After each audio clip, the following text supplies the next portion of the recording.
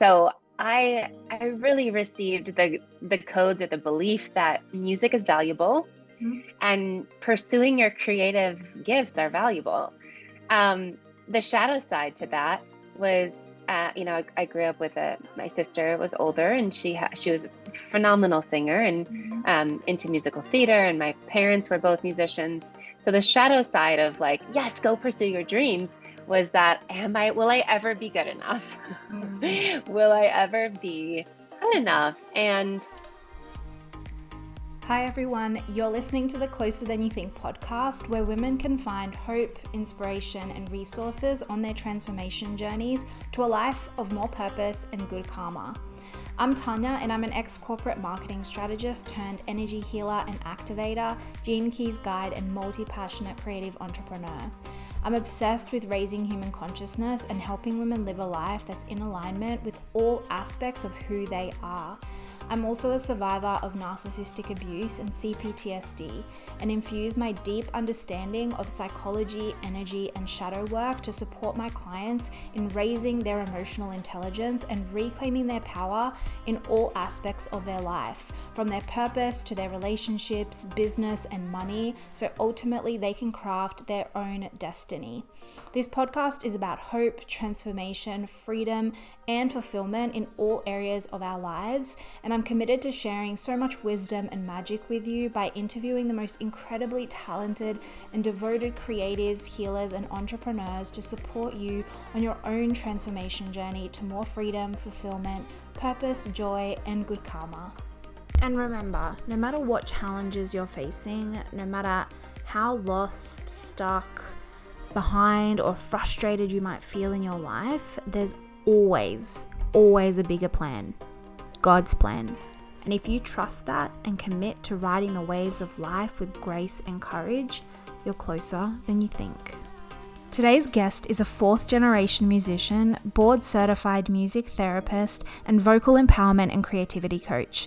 She's the CEO and founder of the Vocal Sanctuary. She blends together the magic of modern psychology, sensual embodiment, and neo-tantra to inspire others to live their most authentic expression and actualize their creative potential in the world. Her mission is to support women in healing the relationship with their voice, expression, and sexuality. Musical therapy and vocal coaching is so much more than just mastering the use of your voice. Laura helps women navigate the beautiful torture of surrendering control and stepping into the unknown over and over again. She's also a manifestor in human design, which makes a lot of sense. Manifestors are here to pioneer and blaze new paths for us all and to start a revolution, and she's doing that with the Vocal Sanctuary. Her music has been described as transcendent. This woman is phenomenal. Wow, wait till you listen to the full episode. Have you guys ever heard of a musical therapist? I didn't know it was a thing, and well, I guess I'm just reminded yet again that we are the ultimate creators of our destiny, and we all have such unique gifts and talents, and when we use them in service to others, we can create a life beyond our wildest dreams. Hi, Laura. Welcome to the Closer Than You Think podcast. I'm so excited about our interview today. I guess the first question I want to ask is, if you could share a little bit about your story, like how you started. So for anyone who's listening, Laura is a vocal teacher, but she also infuses like so much sensuality and sexuality and intimacy into her vocal trainings. And I think as coaches, healers, creative entrepreneurs, it's so important for us to know about our voice. And so that's why I'm so excited to have Laura on the podcast.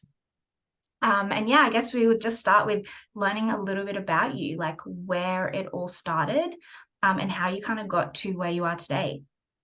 yeah, thank you so much. It's such a delight to be here with you. And it's the journey is vast getting here. I feel like each moment kind of set me up to be exactly where I am, which if you were to ask me right now in this moment, it's this pioneering of the voice and healing. And so for me, I think some major milestones in my growing up and my childhood and things that have led me to this pioneering is when I was young, when I was, about 6, 7, I was really sick.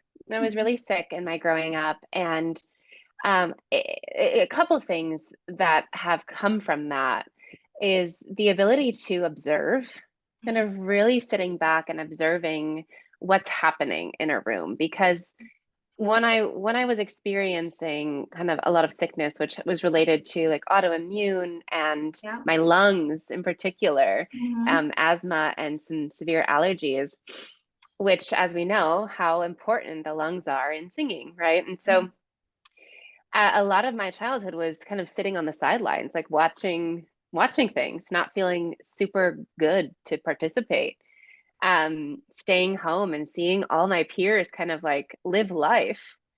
And, in those moments, I remember really going to my spiritual family, like almost disassociating from my body, not really understanding, at that age, how how mad I was at my body. Really being in the like, "Mm, this thing is not well. It must not be an ally. It's not safe to be here in the world." How old were you at And this point? I so really like 6 or 7 was kind of the Wow. bulk Okay. of um, taking medication that really kind of interrupted my body's natural Yeah. vibration, I would Yeah. say. And then all the way through adolescence, like mid teenage years. And as you know, like growing up and those formative years of like, who am I in the world, really was dedicated towards healing and survival. Yeah. Wow. And so, yeah. And so it's during those moments where I really turn to, yeah, spirituality and also music. That's I amazing mean, that you turned to that at such a young age. I really felt like it was, you know, there's a lot of appreciation for it now. And Yeah. I think part of the experience was that it was a buffer. It was almost a protection, kind of being a sensitive soul in this body. Yeah. Um, it was almost like it allowed me to understand energy in a different way because of that observation Yeah. and just like seeing how people show up and how people talk and interact or don't interact. And um, yeah, I think that I was think one of that's a my, huge I think that's a huge part of every entrepreneur's journey. Like we are all observers in some way, and Mhm. that comes from somewhere. Um, for me, it was a hyper vigilance because of trauma. But a lot, yeah, for a lot of others, the observation piece comes in. Yeah, and at different stages of the journey. And it's also what makes us so successful in our pursuit of our goals and dreams. So because yeah, we're able to see things from a different perspective, which is, and maybe for those of you who don't know, Laura's a manifester, and so you're here to initiate and inform, and maybe that was part of your initiation. absolutely, Mm. absolutely. Yeah, I love that you bring in the human design. Yeah, it's like, Oh, how I'm does my energy obsessed. work? Yeah, it's the reason is though is because it's just given me such a solid ground to appreciate people for their um, different gifts and magic that they bring to the table and their different energy auras. It's really given me that solid foundation where in my hypervigilance in the past may have confused it for something else. Mm, And that's my obsession with it. And so I'll probably be a lifelong learner of it. I just love it. Um, and I think it gives people so much permission. It gave me so much permission. I'm a manifesting generator, and it's just given me so much permission to be more of myself and mm, accept the things that society told me was not going to lead me to success or the places or the satisfaction that I desired. And so yeah, anyway, that's why I always kind of try and speak into it. absolutely. I know when I first discovered, I was like, oh, a manifester. Oh, this all makes sense. And it's like Right. this permission slip of, Oh, I don't have to do all the things. I don't have to Yeah. like close the deal. I'm just Yeah, like, yeah. yeah, So were lots of you singing, were permission. you singing at this young age? Like, Yeah, I think, yeah, that kind of ties it all in is I grew up into a very musical family. mhm, So I really received the codes or the belief that music is valuable mhm, and pursuing your creative gifts are valuable. Um, the shadow side to that was, I grew up with my sister was older and she was a phenomenal singer and mhm, into musical theater, and my parents were both musicians. So the shadow side of like, yes, go pursue your dreams was that, will I ever be good enough? mm, Will I ever be good yeah. enough? And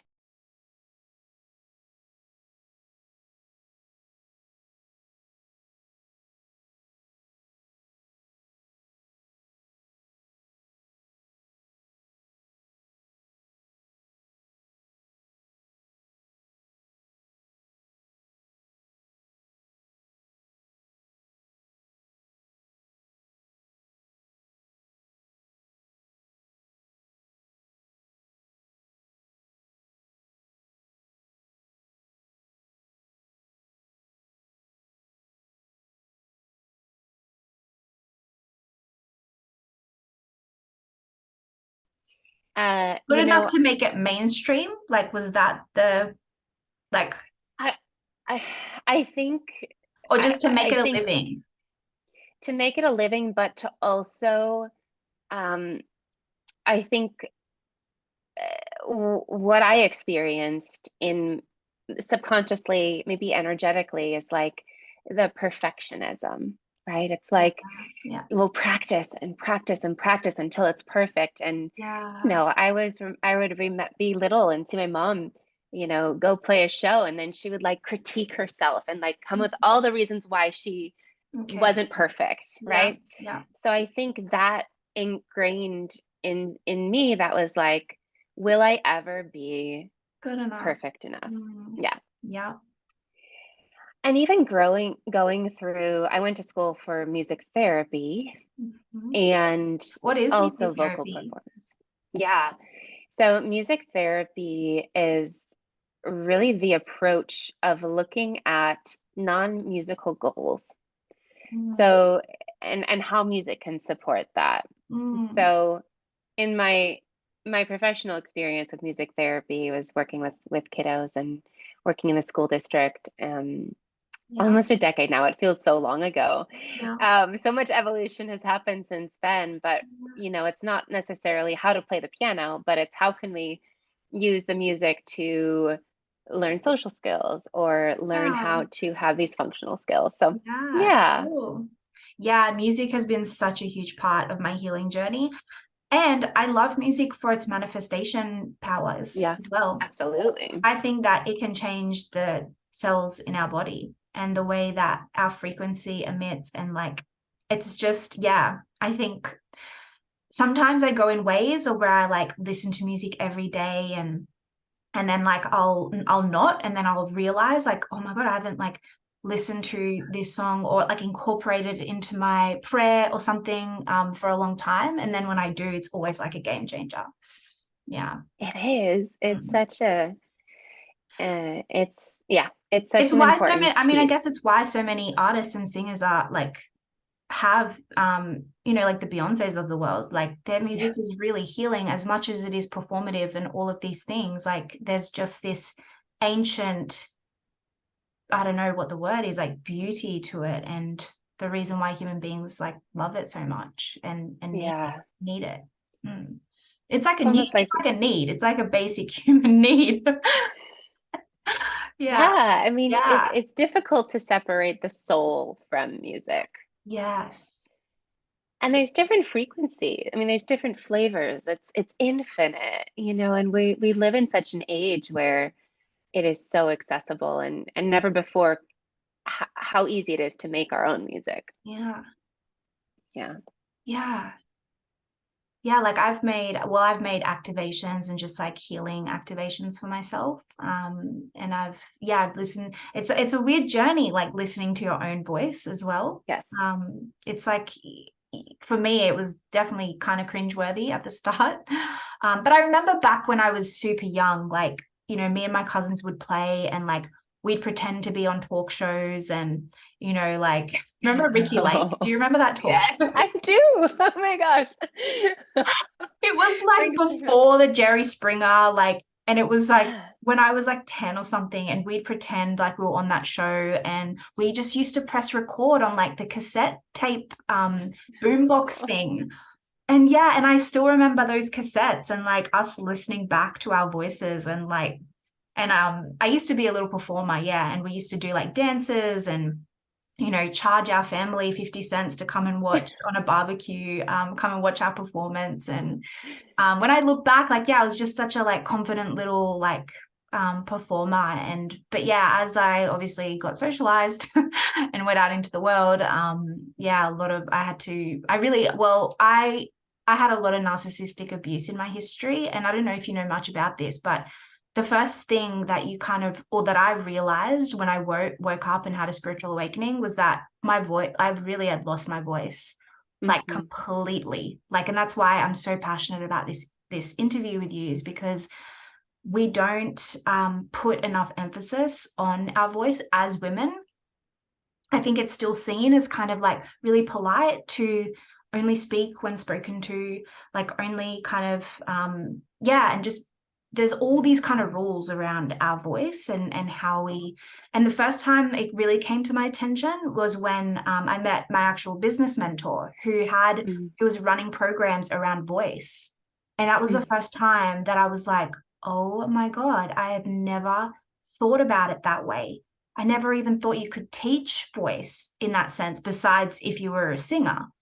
But it all kind of made sense. And then a lot of the last few years has been reclaiming my voice. And this podcast is a huge part of that, because there was Mm. so much perfectionism around how I spoke, what I spoke about. I've always kind of been a bit of a rebel in that sense, but it was so oppressed, like it was so oppressed. And so, even someone reflected back to me once, like even how you talk, like it's almost like you're trying to be perfect through your voice. And I'm like, yeah, because I'm so afraid of the consequences. And so yeah, this podcast is really liberating for me. And yeah, anyway, I don't know where, I can't remember where we were, but yeah, so I um mean, it's yeah, so amazing. yeah, yeah. Yeah. And And I that think there's not process really a of, lot of awareness for women. I think the thing is, like, there wasn't even any awareness for me how important it was. So that's why your work is so important. Mm. I think you nailed it. It's like we're not aware of what we don't know, Mm. and the voice is such, I mean, oftentimes in my experience working with clients, it's like one of the last pieces. Yeah, It's like the last yeah, pieces of the healing journey. yes, For it some people, we is. start there, Which but is for a weird lot of because people, our body goes like this. The energy yes, goes in and out, like food goes in our mouth. Like it should actually be one of the first places we go to. Like when you think of just how energy and gravity works, but it is the last yeah. place. Yeah. And and I think a part of that, I mean, just my my experience is the safety. Mm. The more that we can build that safety within, because if we think about our bodies, like yes, that top down, but also the bottom up, like almost through the chakra system, like Yes. the more that we cultivate a sense of feeling safe in this body, Yeah. just like my little 6-year-old who like was like, I'm not safe here. I'm just gonna shut down my voice, shut it all down because you Yeah. know what? I'm too afraid, right? And so what can happen is like, okay, we're on this healing journey. You might have a spiritual awakening. You might have you know, a, an experience in your life where it's like a big thing happens, whether it's a loss or a breakup or a job or death or illness, right? It kind of like wakes us up to, what are the ways in which I am allowing other things to inhabit this body, this instrument, Mm. right? And the ways in which maybe I start to seek outside of myself or run away from or suppress, right? Mm-hmm. And it's this reclaiming of the voice really starts with reclaiming of I exist here. Yeah. Because so Yeah. much of the voice Yeah, is like like I what exist, that I exist. foundational. Like, yeah, I forget about exist. that your voice matters. Like your voice matters, but it's like, do you even realize that you exist? Like, and your voice is the instrument in playing that symphony. Mm-hmm. Mm-hmm. Mm.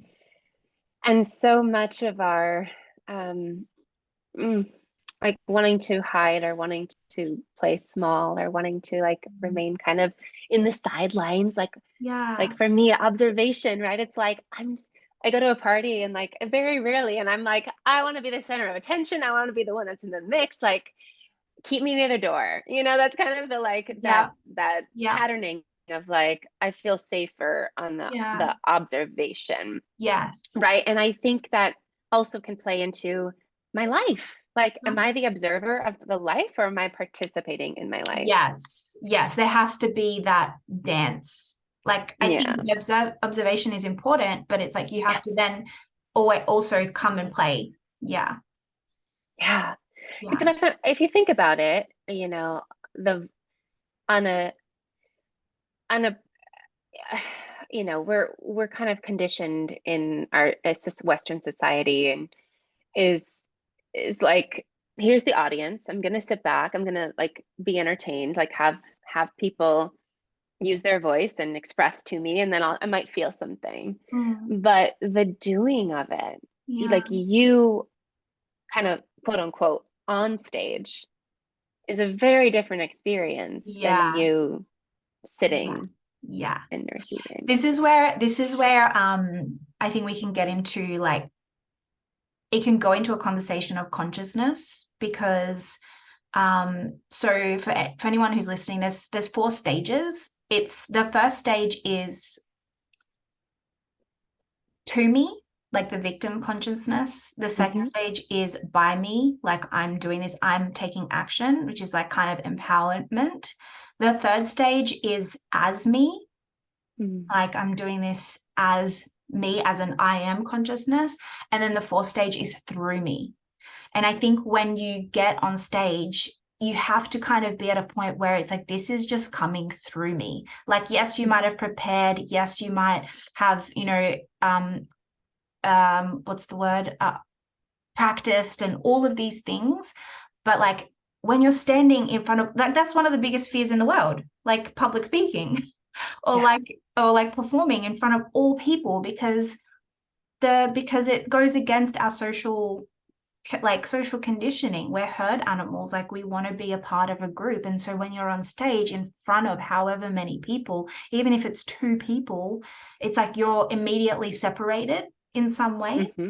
Mm-hmm. Mm-hmm. And so all of the like, oh, what are they thinking, the judgments, the projections, the this and that, and so you just want to go inside your body and just like hide because you're like, well, I don't want to deal with that, it can be painful.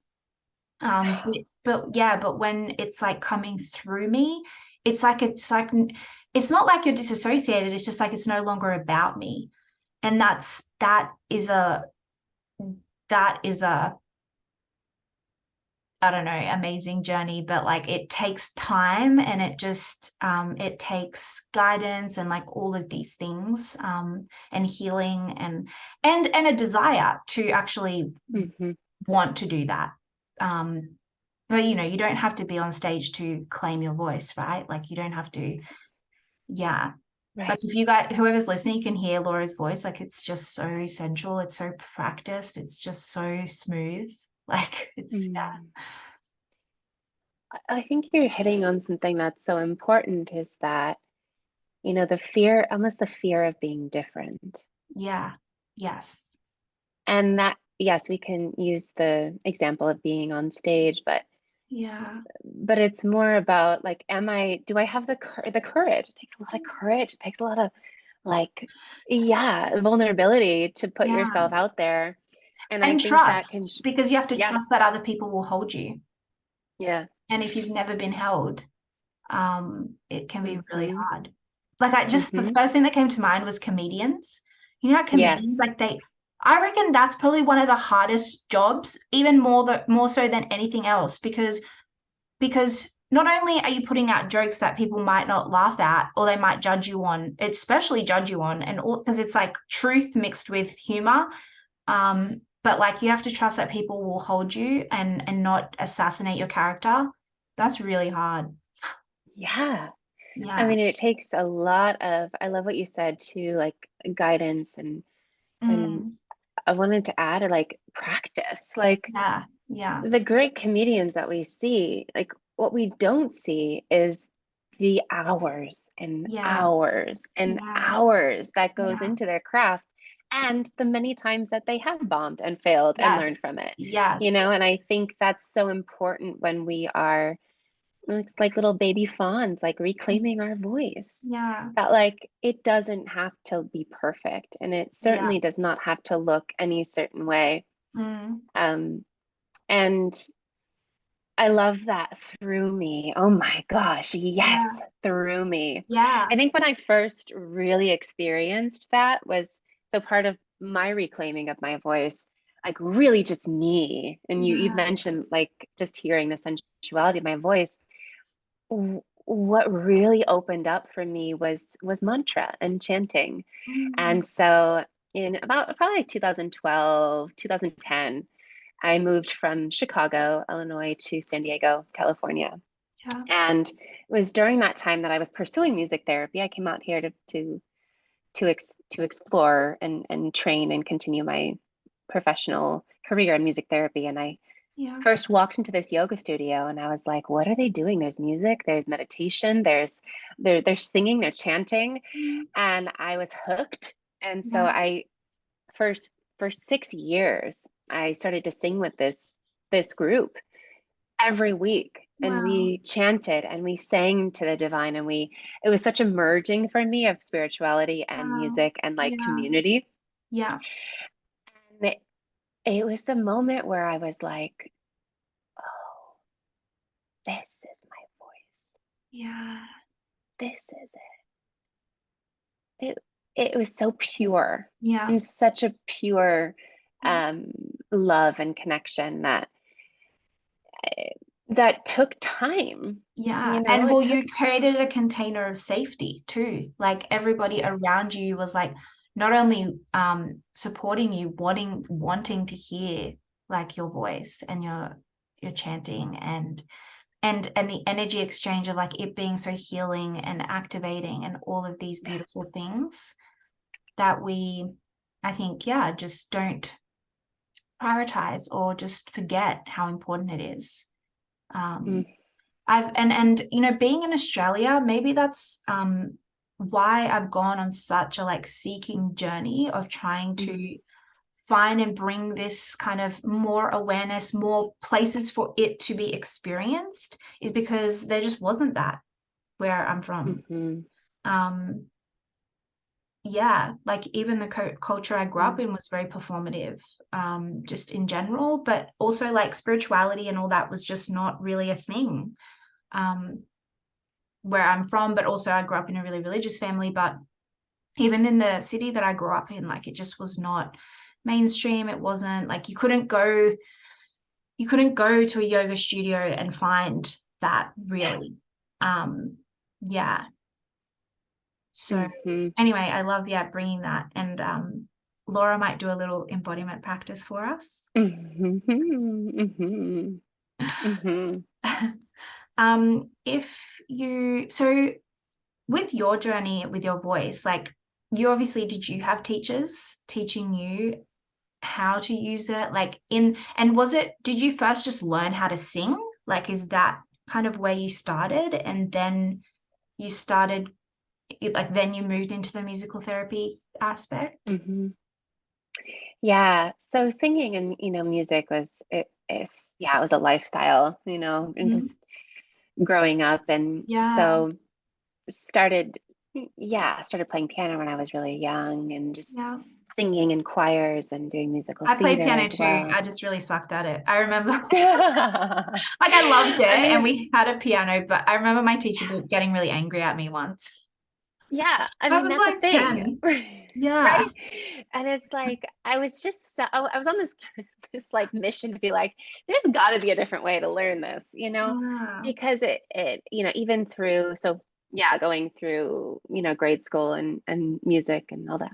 And then even going in high school and college, studying music and vocal performance. And like, even that, it's like, the higher level the higher level that we go in our training and study, it's for me it was such a traumatic experience, right? It's like we're week after week standing in front of a jury, standing in front of the teachers of the school, vocal Mm. teachers, the music department, and being like, how do I sound today? Here are all the ways you can judge me. And like it's such a Yeah. Here's the outside person who judged me. experience. Yeah. Yeah.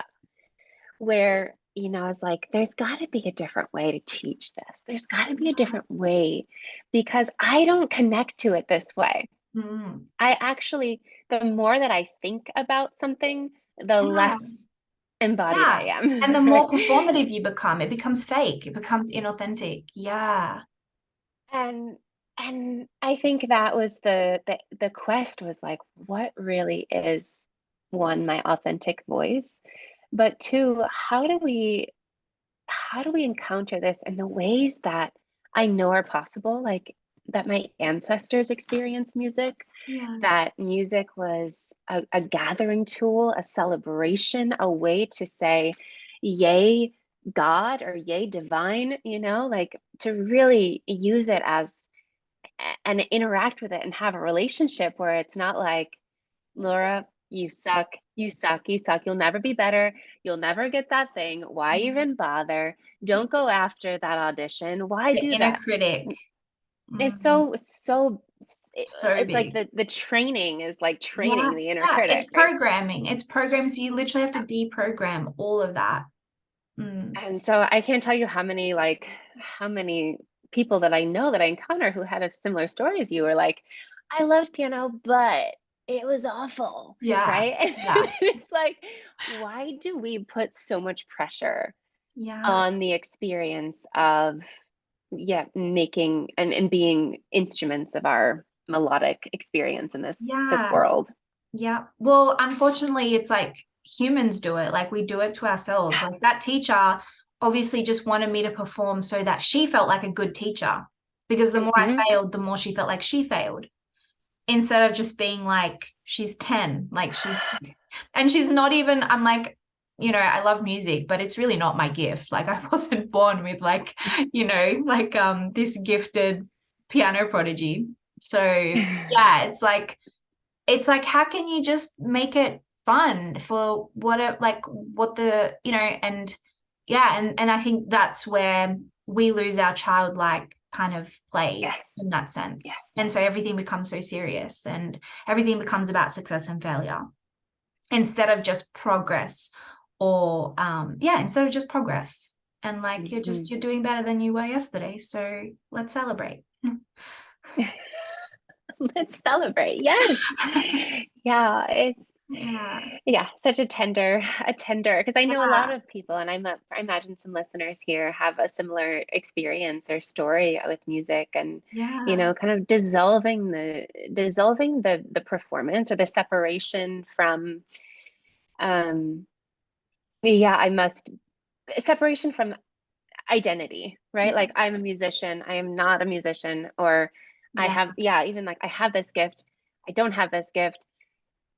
There's so much that we get to experience just through the understanding of how our voice moves through our body, which really, even that inquiry led me to the path that I'm on now and the support and the work that I do in supporting women in reclaiming their voice is how does it feel? Yeah. How does it feel? to sound and express and become animated and alive through our Yeah. voice, through our expression, Yeah. through our magnetism, Yeah. right? And so it's for me, it's really shifted into like,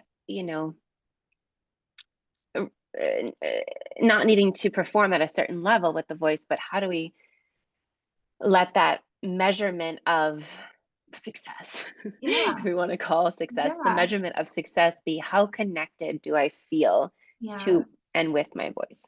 Yes. Oh my God. So true.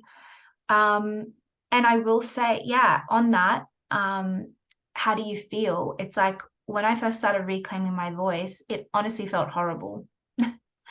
It was like just horrible because I was not only judging my voice and cringing and all of these things, what I felt like I was saying felt inauthentic, even though it was just like me just trying to reclaim.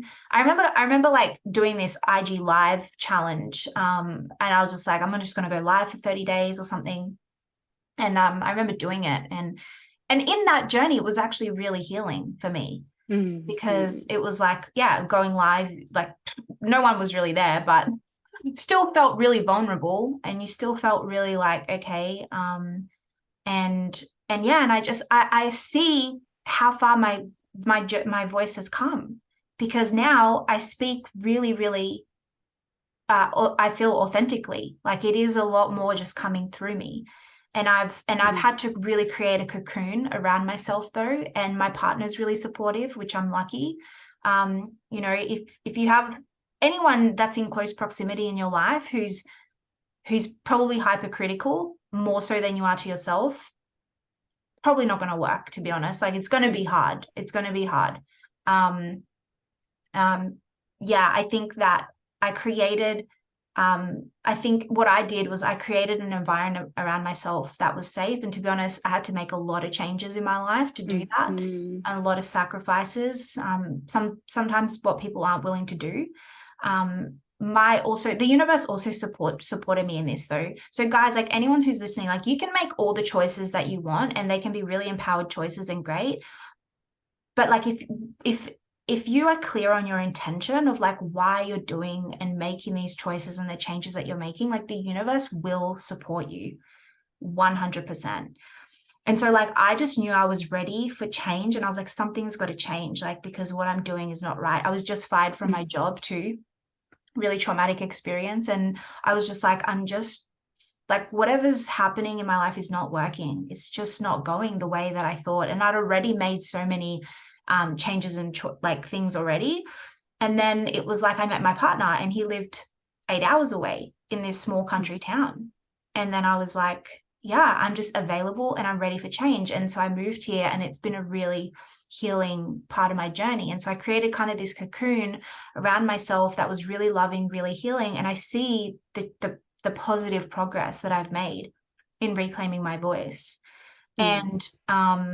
And I know there's still probably a long way for me to go, but it's like it's so liberating just knowing that um I speak now without fear. And yeah, and that's one of the most, and I'm more connected to myself than ever. And that to me is success. Like I feel like I'm so much more embodied, happier, and I feel like I'm taking up space. I'm like, let's take up space.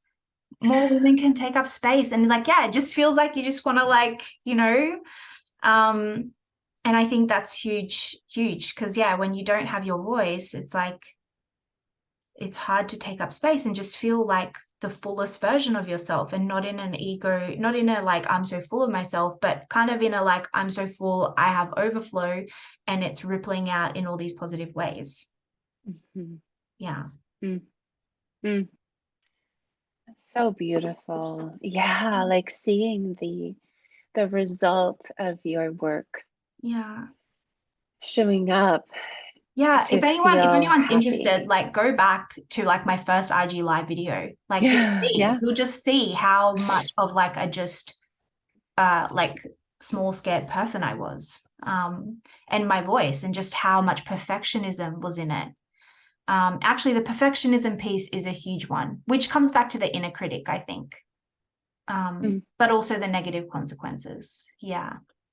And you know what? As we're speaking about this, I do think that our personal journeys, and how we come to use our voice and all of these things matters. And I do think we can go on this really individual journey of reclaiming our voice.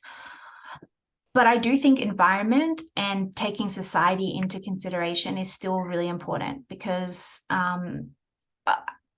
while we've made so much progress, and it's, I think there's never been a greater time for women to do this work and to heal and to reclaim their voice and to be empowered and find liberation or experience it.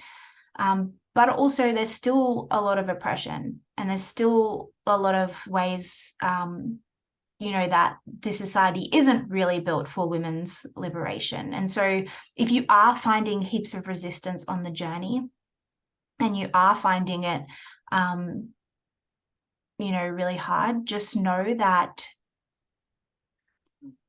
the universe is supporting you, and it will find those ways to create harmonious environments for you to be able to do that. And so the more we surrender, which, this brings it perfectly into the surrender piece. I would love you to talk about that. For us to surrender into, okay, there's, I'll meet the universe here, and then it can take me the rest of the way, and just trusting that. Oh, yeah, beautifully said. Yeah.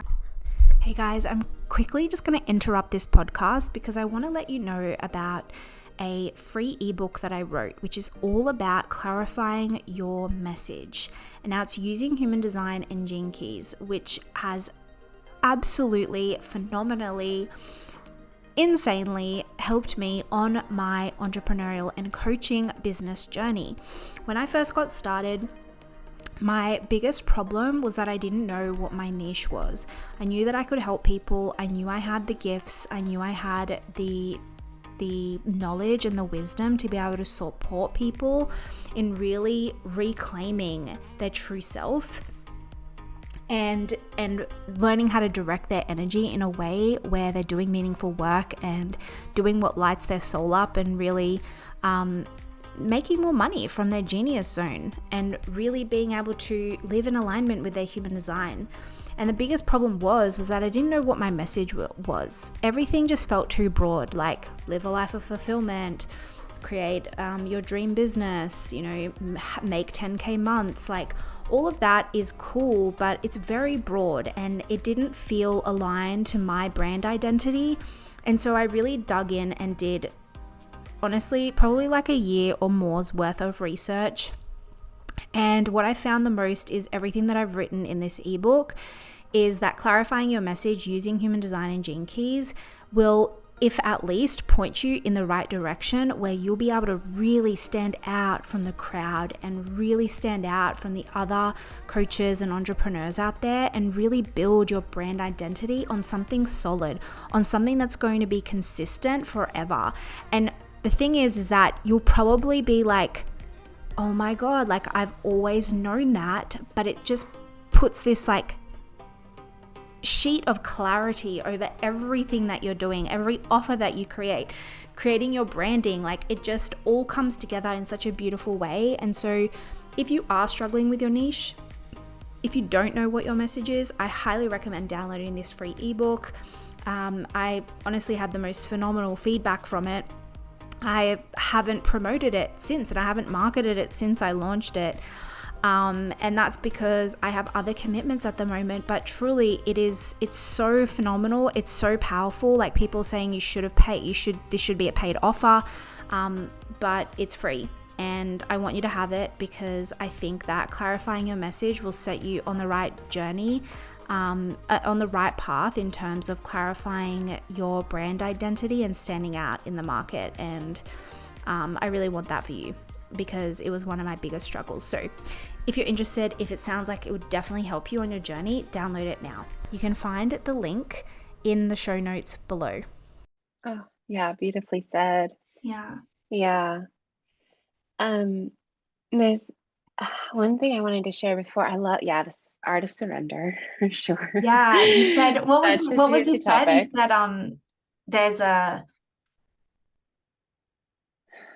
I don't know, it was so beautiful how you said um it was I like was the on words fire you that used. day. Yeah, it was like the words you used was like when you surrender, it's like a uh Like a torture. There was like a yes, torturing to yes, a it. beautiful torture. Yeah, surrendering. Yeah, Yeah, yeah, it is. And there's a couple pieces that you mentioned in this journey of like starting out, like being wherever you are, yeah, like here yeah, I'm going to do this challenge yeah, and this is where I'm at. yeah, But what I think is so beautiful and such a great reminder, it's a great reminder for myself right now, is yeah, like it doesn't stay there. yeah. Nothing stays. Nothing Nothing is is stagnant permanent. in this way. And Yes. so, I say this for my clients too, who are like just embracing singing for the first time. It's like Yeah, you gotta start somewhere. You yeah, gotta start somewhere, and yeah, it can be messy. And I think, the first piece of really reclaiming the voice is knowing, oh, what is that feeling inside of me that is bubbling up? Getting to know your instrument, mhm, getting to know the ways in which your nervous system is um, responding to yeah, certain situations or people or environments. Like you said, you kind of took yourself out of this environment and created a nice buffer and safe cocoon. yeah, And so, like, how do we do that in ourself as well? Like, how do we create yeah. that safe cocoon? Like And a I rebirth, literally. Right. Yes, yes. And I think for me and for a lot of people that I've witnessed, it's coming into some sort of practice. Mm, It's some sort of practice where we get to have that space and that quiet time to yes. understand, Yeah. oh, this this thing that I'm not saying, or maybe there's a Yeah. relationship trigger, or there's something here that a boundary that needs to be set in place. What often happens is our body is telling us. Mm-hmm. We get the feeling, we feel it. And it's like, where do we kind of create some time and buffering and cocoon around our human experience to be able to have that quiet time to like Yeah. listen to what's happening and then respond and speak to it and Yeah. set the boundary, do the thing, Yeah. go live on your Instagram, right? Yeah. I love how you said practice because it really is a practice. And like if you don't even feel safe going, doing a live, like just do it into your camera, or just do it in your room, Yes. like by yourself and start. You don't even need to say anything, just start like moving your mouth and like and bringing your awareness even to your throat, because like it starts to, yeah, the throat chakra will close up. It will literally close up, and then you'll like your voice will either be really high pitched. Something that I've noticed with a lot of vocal teachers is the depth. It's the depth in the voice. There's less like of this high pitched tone. um and it's just so much more embodied, or Mm-hmm. yeah, yeah, Mm-hmm. Yes. yeah, And there's also a natural response for when we feel really safe or when we feel present. mm, And also in attraction, when we can yeah, actually sense the voice in attraction, is that what yes, happens is that we occupy more of the resonators and the low belly, speaking mm, from our pelvic floor. yeah, Um, and what that offers us is that we get to feel more of each other. yeah, yeah. We really get to have And a that's what it comes back to, doesn't it? The feeling of each other and yes. connecting and being here on this earth in our human experience instead of always trying to transcend it, which is like a huge thing in the coaching industry. Yeah, and it we are mammals, we're animals, Mm. in this human flesh experience. Yeah. And so we learn and receive, and we can get so much information from our vibration and our voice. Yeah. Um, just you mentioned hypervigilance, and something that can happen not only in our awareness or watching or sensing of other people in our space, we're also auditorily scanning everything that we're hearing from Yeah. somebody in Yeah. their voice. So we can also be hypervigilant in our auditory Yes. perception of, Totally.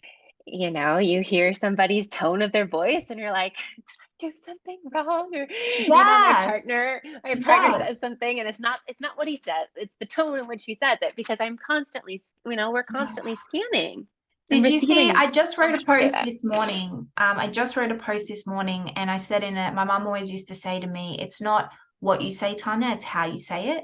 Of course. And I took that into consideration, because I do remember when I was young, I was not so graceful. I was a bit of a rebel, and like I spoke back a lot and all of these things. And my mum always used to see it be like, if I spoke like that to my parents, like I would have been dead, and I'm like, yeah, but it wasn't. It was me. It was me trying to find my liberation. It wasn't me trying to hurt through my words, but I took that into consideration, and it served me today, because I'm like, yeah, it is not what we say. It is so much more about how we say it, and the intention behind with what we're saying it, because I know when someone's saying something with an intention to kill or to hurt. Mm-hmm. There's a Mm-hmm. there's a knife in it. Our intelligence is like a knife, and it can be used like that. But you can also speak the truth and say things in a really intentionally loving way. And I think that's kind of where the difference is. And I think, yeah, that's what makes the biggest difference, because at the end of the day, we're here to feel and connect and to each other. And if we're not taking the time to be really intentional about how that impacts the other person, and we can't, you know, we can't micromanage everyone and be like, okay, I have to care about what every single person thinks or feels or whatever. But it's like, but you can control your intentions and the way in which you deliver it. And people still might come after you, but at least you can sleep at night knowing like you did it with the right intentions. Yeah.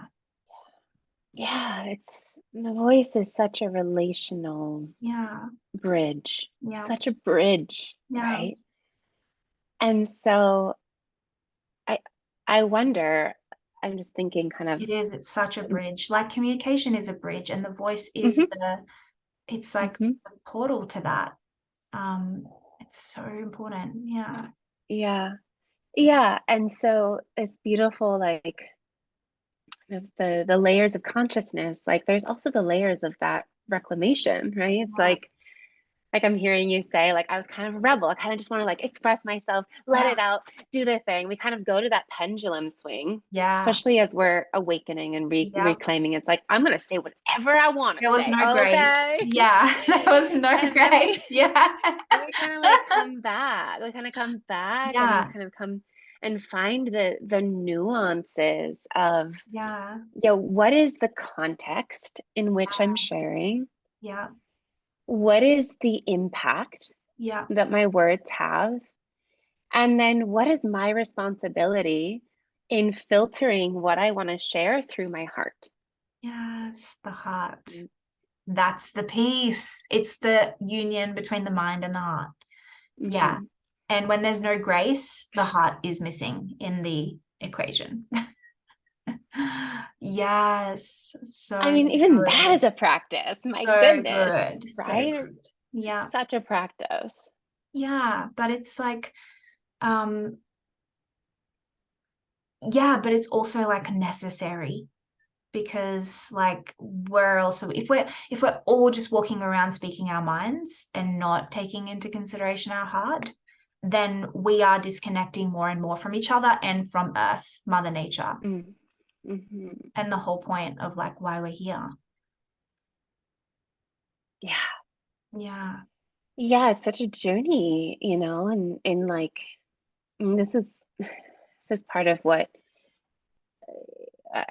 we teach also is, the intimacy, Yeah. right? Like, how do I be a vessel that is sovereign, that I am me, you are you, Mhm. and also knowing that we are connected, right? Mhm. And we are connected to the planet, and we are connected to our environments and our resources, and that it's a we space, right? So Yes. when I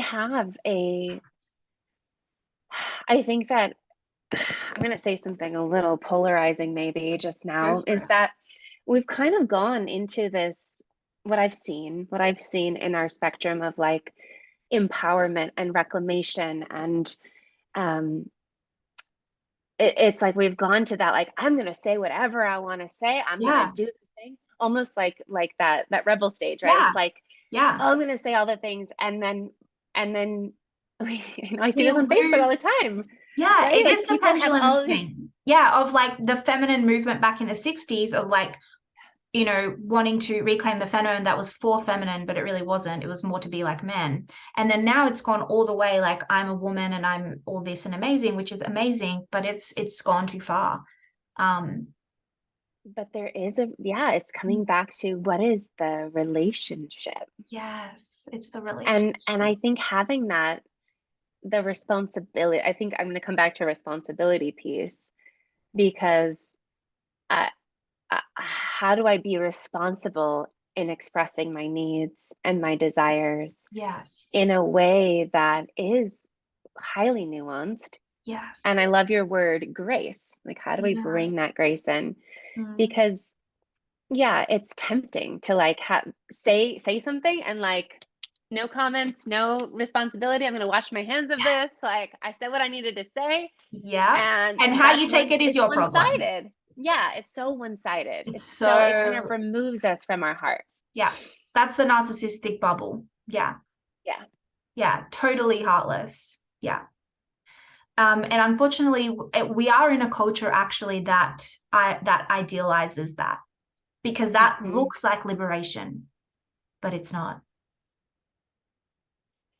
I mean, I see that even in our, like, the cancel culture, where it's Yeah. like, And that's why X people are canceled. afraid. People are afraid to say Yes. something because there is a cancel. And that's what I was talking about, the environment and the culture that we live in. It's kind of not set up for us to use our voice in a really empowered way. So have forgiveness for yourself for that, I guess, and have an understanding and awareness around that, and still move, still speak, Yeah. and do it and use your heart and your mind. Yeah, because that's really where the liberation is. It is in the relationship, 100%. And um, yeah, I mean that's really, we could just leave it there Hmm. if we wanted to. Hmm. Yeah. I'm going to add one more piece, Yeah, and that is context. Like, we kind of yeah, talked a little bit about context, but mm. context here, and I'm talking about like your authentic expression. It starts with you, Yeah. right? So what are, those of you listening, like, what are the practices where you are receiving your own expression, Mm. right? Whether that's your creative outlet, whether that's a journaling practice, whether that is recording like a audio blog, journaling, just listening, letting Yeah, yourself speak yeah, into something, yeah, right? And that, just emptying, having a practice yeah. where, again, I'm a big practice person, where you're having a Emptying, yes, practice I of love emptying. that. I love That's a that. beautiful context. And and voice is so much about energy, right? If you're not using it, all the energy is like building up inside Yeah, you. I feel it when I'm not speaking. I literally have to go and record something, even if it's just in my mhm, phone, because I'm like, I need to direct this energy somewhere because it can't stay in my body. It will make you sick. absolutely. Yeah. Yeah. Yes, the And then empty. the next Love that. layer there is like your confidence, Mm, right? Like, where's the next circle of people that are your chosen people to speak to share to? Yeah. I think there's this misrepresentation of like this idea that we need to like speaking and being vulnerable is sharing to the masses, right? It's like Yes. sharing, putting Yes. it on social media, putting it out there. And it's like, Yes. yes, but there's so many beautiful layers in which we get to choose who receives our expression. Yeah. And where does it actually really feel safe? There are places in the world right now where it is not safe to share, Yeah. right? And there are women who are dying because of it. Yes. And Literally. so Yeah. it's it, there's such a there's many contexts in which we get to choose how we want to express ourselves. Yeah. That's so true. Yeah, we do think sometimes we think that it needs to be in front of the masses, and it's just not. Like I said, I went live on IG and there was nobody there. Which is funny because it was actually more vulnerable, because then you're like, oh, no one cares what I'm saying. And like, but it's like it's why I can speak the way that I do now. And I'm still learning, but I've come a really long way. And I really honor that journey. Like it really is so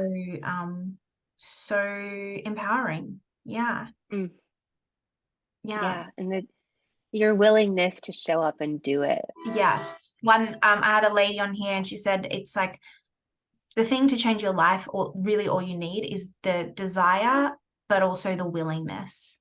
Like Mm-hmm. as long as you're willing, then just take one day at a time, one step at a time. Yeah. It's beautiful. Yeah. Mm. Oh my God, this has been the most amazing conversation. Seriously, like one of my favorites so far. It's just been amazing. There's so much here. Yeah, there's so much we could talk about, Yeah, I'm yeah. sure. I'm sure we could just talk forever. So Mhm. what is some of the work that you do with your clients? Like, do you mostly work with singers? Like what is, or is it like musical therapy? Like it's really like incorporating that into the healing process. Can you speak a bit Yeah, more about that? yeah, yeah. So I run the Vocal Sanctuary, which is Yes. it's an online space where we offer three different programs. The first program is that reclamation, the healing the relationship with your Mm, voice. yeah. And that is, I'm we're rounding the corner right now, and it's just every time I run this program, it's like people just pop. People start to like wake up, and it's like little popcorn. There's little pops that start to happen. And it's for vocalists and non-vocalists alike. It Yeah. really is more seated in the vocal embodiment space. Yeah. So for singers, it's a great space because you get to look at music in a different way, or singing in a different Ah, lens. And then for yeah. people who don't have the singing training or the singing technique, it's a great entry point into presence, like Mm, singing as a practice for presence. And yes. I mean, all the benefits that come with singing, right? Regulating your nervous system, expanding your breath capacity, like all of the physical benefits and Yeah. mental, emotional benefits that come with singing. So Yeah. that's the first program. And then I also support people in their creative album. So making their own album and getting them in the recording studio. Amazing. And that really is quite the process. Like Wow. it's less music therapy and more like music as therapy, right? Because we get Yeah. to show up in the realm, like the creative process we talked a little bit about before we jumped on the call, is like, what is it like to surrender to the creative process? Yeah. And so I really just hold space for people to do that, and be a guide for the unknown, because it can be so scary. You're like, I have this idea, but I don't know how Yeah. all the pieces are going to come Yes. together. That is the piece, right? Like even as a coach and the women that I've worked with, it's like, oh, I had this idea. I was going to write this last week and post it, but I never did. And I'm like, why? I've done that too. And I sometimes it might not just be right, but then sometimes when you have someone to reflect back to you, like I'll ask you questions or just be a guide on the journey. And then it's like you can just settle into that, like, okay, maybe this is the right thing. And Yeah, we need that. We so need that. It's amazing. We do. I know I Mm. need that. Like that's why I have kept, Yeah, it's like yeah, it's so helpful. It's so yeah, helpful. yeah. And it's how So we that's fulfill really our fun. true potential. Because if you have Hmm. all this potential within you that's just never being actualized, we're just gonna live mediocre lives. And if you're okay with that, fine. But I'm not. I mean, I'm not either. And Yeah, yeah, the people who, come through and create their album, it's quite an initiation. yeah, Um, and totally. like you were talking about the energy, it's like Yeah, for many people who come to our studio to create an album, it's like this has been gestating for like decades, yeah, oftentimes. yeah, And it's like, how does it feel to just empty, like get that out of your yeah, system to yeah. create space for something else to come through It the needs to next get time? out. It needs to. Yeah. Which again, it comes back to the consciousness piece because do you know what? I have had ideas that I haven't acted on in the past, and Mhm. then I notice someone else does it. And it Yeah. might not be in the exact same way, but it's the idea that I had. And I was like, Mhm. oh my God, it went to them because they were brave enough to do it, or they were whatever. And I feel like this, it's almost like this, yeah, it's like a bit of a slap in the face. Like, oh, well, you didn't want to do it. So I gave it to the other person. And it's like that is the energy of ideas. Like it will go to another person, even if it doesn't come out exactly the same way.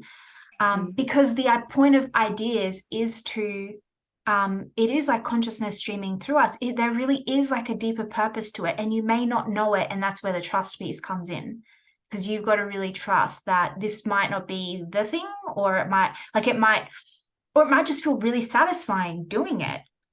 It doesn't have to mean Yes. anything. It doesn't have to even have a purpose, actually. But it's like it will then make space for more energy to flow. And when we think about it, energy is always moving. And so Hmm. yeah, oh, Hmm. I love it. I mean, we could just talk forever. Yeah, I know. Big Magic. Elizabeth Gilbert talks about that in her book, Yeah. Big Magic. I It's haven't read such that a yet, but I love it. uh, I'd love to. she so eloquently describes that phenomenon of Yeah. ideas. That's why we're here. Like that's why Yeah. we are the ones. We're here embodied. Yeah. Consciousness, source, divinity needs us Yeah. to bring these Yeah, things like into that's the difference fruition. between us and the actual animal realm and the animal species. Like we're not just primal in that we're not just instinctive, we have consciousness, and that's the difference. And so, yeah. Yeah, so saying yes to the ideas. I know I've had ideas that come through, and I'm like, I can't take this one on. Go find another host. Like, let's Yeah, yeah, like revisit it that. might be that. It might be that. Yeah. So Oh, fun. I It's have a million amazing. and one ideas a day. Yeah, it's crazy. Like, Right? yeah. And actually that's another piece that human design, why I'm so obsessed with it, is because it has helped Mhm. me filter my ideas.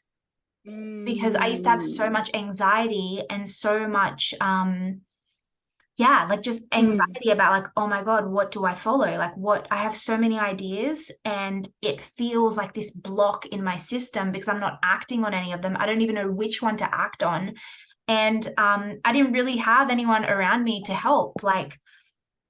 And um, and so human design, knowing your strategy and your authority, my authority is emotional. My Mhm. strategy is to respond. But yeah, even knowing your authority, it's like, okay, I now know how to filter my ideas. It's so clear as day to me now. It's like I can have a million ideas, but I know I'm not supposed, my mantra is there is no truth in the now.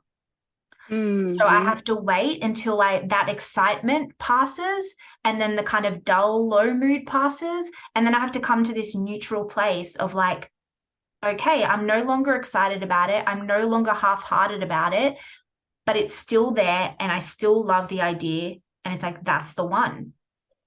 Whereas on that journey, so many other ideas have gone. It's like, okay, that's a Mhm. definite no, because I'm like not even excited about that. That's like a definite no, because it's really low vibe. And then the one that's kind of still at the end is like, that's the one. And it's so clear. And and there's continuity in it. Like there's this kind of Yeah, and so that helped me sift through so many ideas. Whereas before it was just all this blocked up energy that I didn't know how to manage. Wow. And we live in a Yeah. society that makes our emotions wrong. And so that's why I struggled for so long. And that's why I'm super passionate about human design, because it actually helped me reclaim that. But yeah, everyone has a different authority and strategy, by the way, depending on what design you are. So yeah, It's amazing. yeah, Yeah, to be able to have that, like the filter and the discernment of like, yeah, and the knowing that this is yep, part of your process. And yeah. mm, I mean, we could talk forever, but oh, this has been just brilliant, Laura. Like just beyond brilliant. Like, thank you mm, for your time. Um, how did you want to do an embodiment practice, or do you want mm. it in the show notes, or how do you feel? Yeah. Yeah, well, I could, I'll do both. There's a very brief humming practice that I would love to share. Yes. And this is one that it's just so, so good because you can do it anywhere and you don't need anything other than yourself. Yeah. And it's a beautiful way to kind of turn down the noise of the Yeah. mind Okay. and get into the heart. So there's a beautiful practice. And then I'm also going to send you over.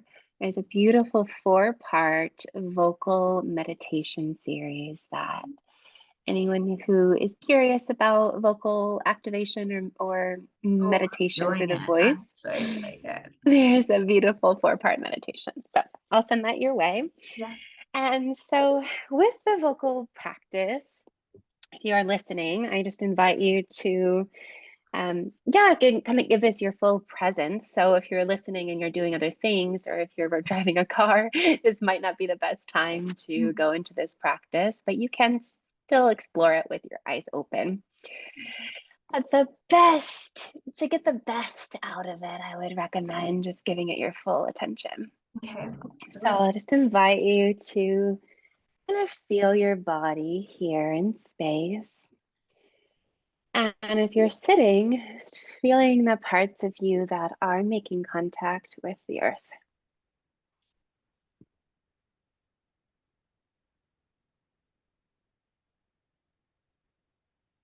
And then turning into your sound, noticing the sounds in your room.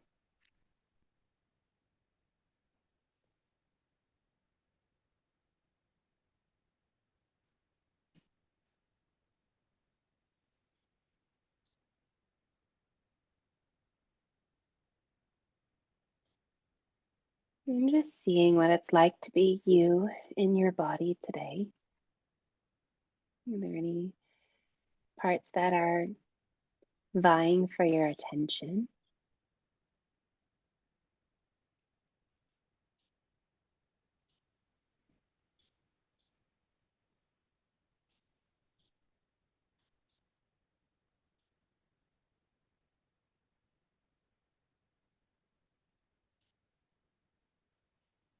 And just again tuning into your breath.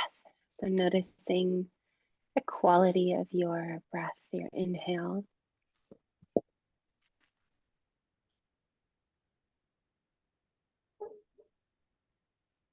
and the quality of your exhale.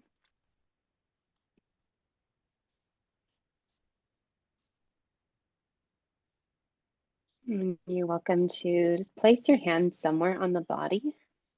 Maybe the heart, the belly, the legs. And you're just going to slowly let in a cleansing breath. So this generous breath in, then open mouth, almost like a sigh it out. Can even release the jaw, take a little stretch with the face. Let's do 3 more of those. Deep breath in, open mouth, sigh it out. That's it. Again.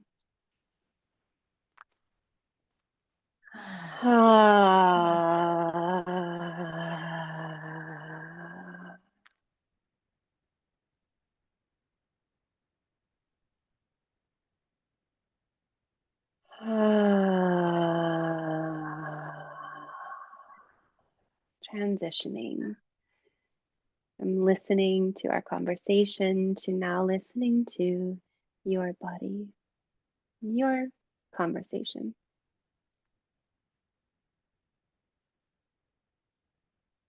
Begin with a gentle hum.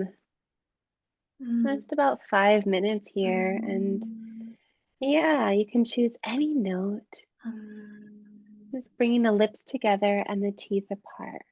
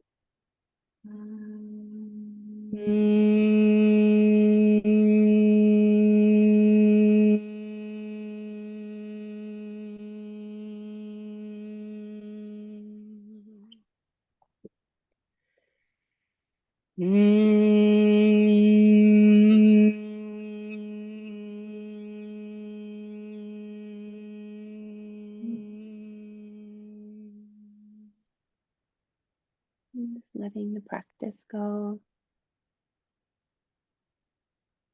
Just taking notice how you feel.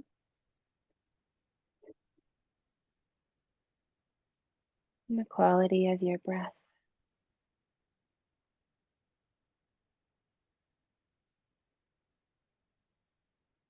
And to conclude this practice, just bowing the head into the heart and gently fluttering the eyes open, just taking in your environment and gazing around the space.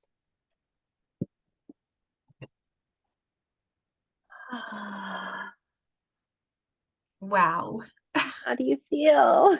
I feel amazing, but I just learned so much about myself just then. Wow.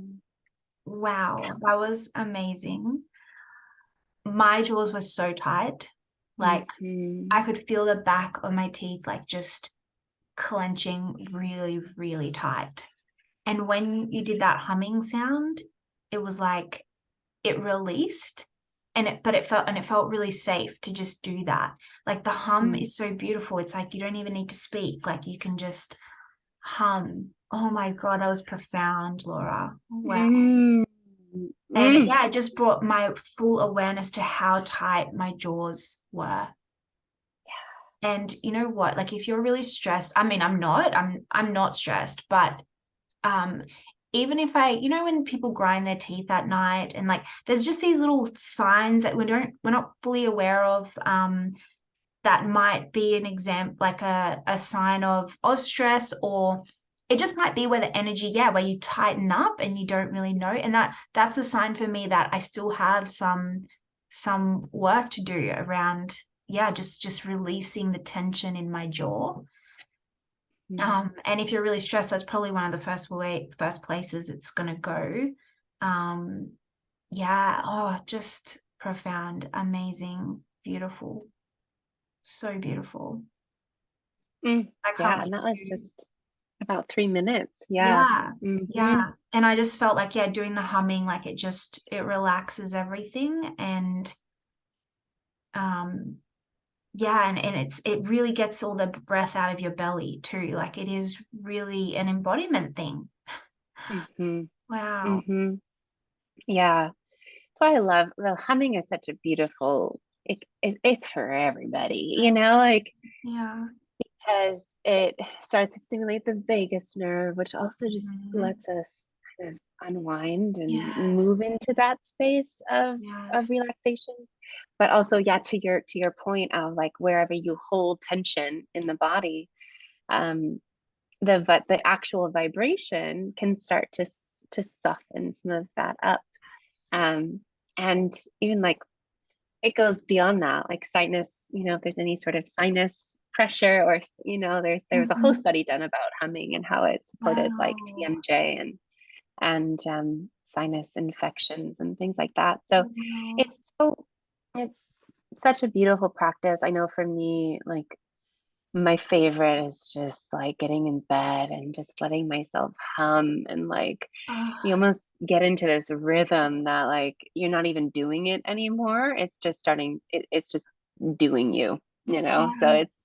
I it can love go how really you deep. mentioned vibration because, like, oh, it's just those really subtle things that we don't think about that makes such a big difference. And like the vagus nerve that activates the parasympathetic nervous system, like who would have thought humming can be so stress relieving? And Mhm.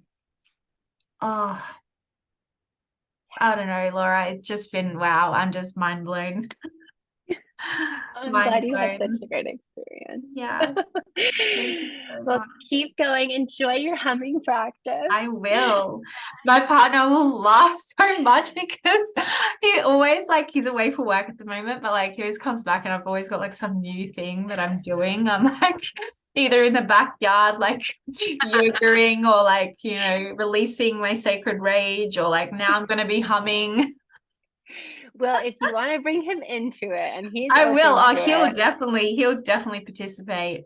one of the best things that I do with my partner is like you snuggle up, get Yeah. close, and then you have the belly. You actually do this humming practice like belly to belly, and it is Yes. just Oh my such a God. sweet way Yes. to bring you in sync, and it's a really nice intimate Oh my connection. God. You know what? Mothers would love this too.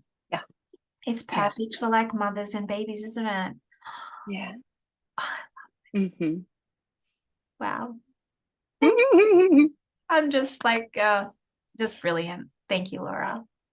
Aw, so it's such a delight to be here with you and all of you listening. The Closer Than You Think podcast. It is. It's closer than you think, Yes. really inhabiting your own voice. So such a Well, delight to be here with you.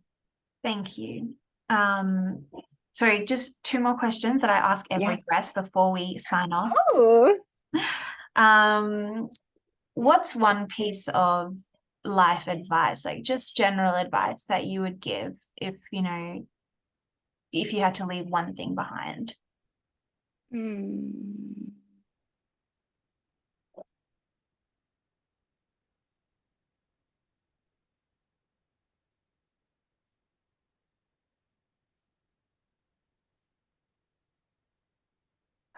There's so many. I know, I know. I want to say, let me just go back and feel into it again. Mhm.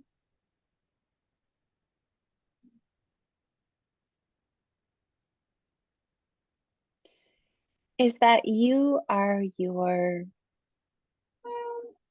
biggest ally. Yeah. Letting your voice, your body, your mind all be on the same team. Oh, Be on your own team, babe. wow. Wow. That is profound. True manifestor style. Really, it's like, yeah, be your own best friend. Like, but yeah, just amazing. You are your ally. Yeah, Mhm. yeah, you're your ally. Have your back. Yeah, have your own back. Like, mm, Yeah, if you can't be for you, how are other people supposed to be for you? yeah. Mhm. And if it feels challenging, if it feels difficult to do that for yourself, get some support because you deserve Yeah. it, babe. You deserve it. 100. Okay, and the last one is, if you fill in the blank, you're closer than you think. Ooh. Oh, okay. Okay, let me feel it. I love you. So juicy.